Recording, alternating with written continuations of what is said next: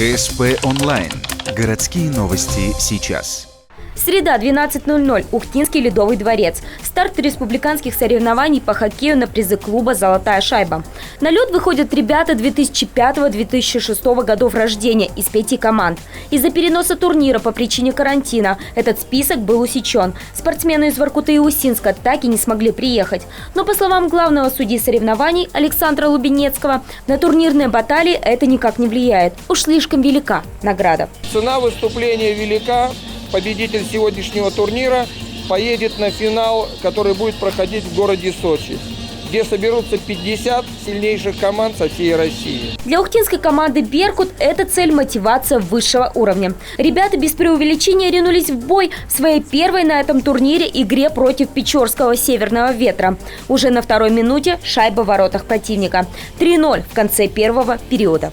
По первому периоду неплохо, играем. Третий период покажет, кто выиграет. У нас 2 игры. Будем бороться, готовиться. Итог матча 5-3 в пользу хозяев. Так что у нашей команды есть все шансы выиграть путевку в Сочи. Станут ли мечты реальностью, узнаем уже в это воскресенье.